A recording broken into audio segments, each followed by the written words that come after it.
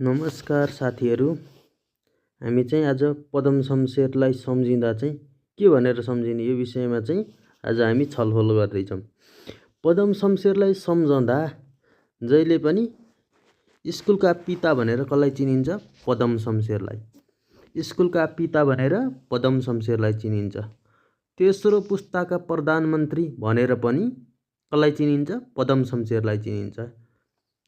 अनि रुन्चे प्रधानमन्त्री भनेर पनि पदम शमशेरलाई चिनिन्छ। तेस्रो पुस्ताका प्रधानमन्त्री भनेर चिनिन्छ। रुन्चे प्रधानमन्त्री भनेर पनि पदम शमशेरलाई चिनिन्छ। स्कुलका पिता भयो हैन, स्कुलका पिता भनेर पनि पदम शमशेरलाई चिनिन्छ। अनि जयतु संस्कृतम भनेर कसलाई चिनिन्छ भनेर पनि सोध्न सक्छ।